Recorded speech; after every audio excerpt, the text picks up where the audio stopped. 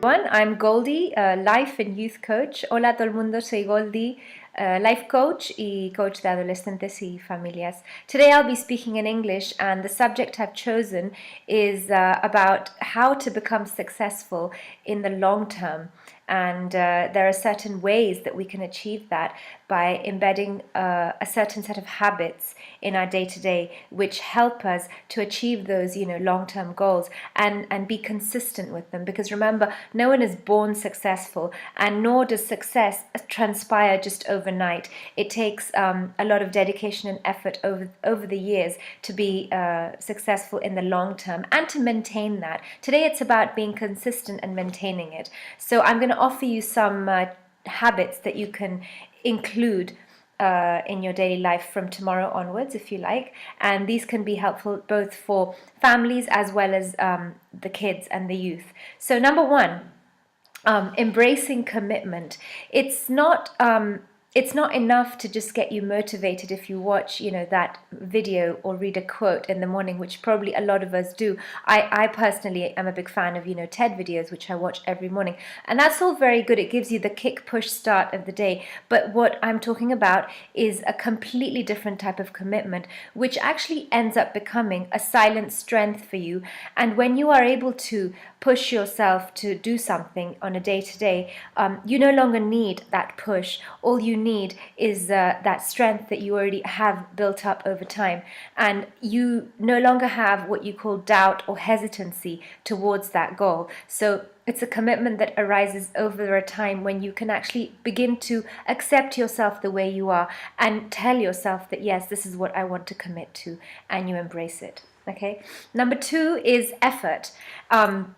And you have to be okay with it, okay? Now, when I say you have to be okay with it, I'm going to give you an example of myself. When I first became a coach, I had to be okay with offering free sessions to a lot of clients, because the credibility is only built over time, and no one's going to pay you hundreds of euros just because you say you're the best. That doesn't work in that way. And I think in every single other field, you have to be okay with pushing yourself a little bit extra in your work in order to ultimately receive the rewards, which come after a very long time. I especially invite the young people to believe in this, because it's harder and harder to become good at what you are achieving to do because of increased competition. And you have to remember that you have to provide certain free sessions, talks.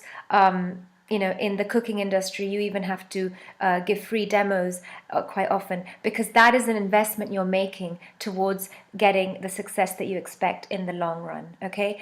Number three, if you don't fail, then your plan is not working. It's an absolutely essential part to accept that you are going to fall and you are going to fail and you're going to make mistakes before you start to see what you truly want as a result in your success. And this is because what you have to remember is that failing is not giving up, it's actually learning. So what are you learning every time you make that one mistake or you're failing? It's a way to tell yourself, this is what I have to improve on next time so that I don't make the same mistake and possibly fail, which can be a good example for this is your life and the journey that you're on is not what we see on Instagram. Every beautiful dish or cake or montage that we see on Instagram has gone through hours of painstaking effort and lots of failed cake attempts probably before we see that final wonderful end result. So remember, you must fail in order to get yourself to where you want to reach ultimately. Number four is never stop learning. It stems directly from the last one. So if you're a doctor, you are probably always studying and constantly learning because you need to sit a set of exams every year or two. So if you're a doctor who is learning, use those academic abilities of learning that you have already got within you to learn about other things that have nothing to do with your field, about economics, about spiritual leaders, because every time you learn about something else, it just allows you to push back a little bit from where you're sitting and see someone else's reality.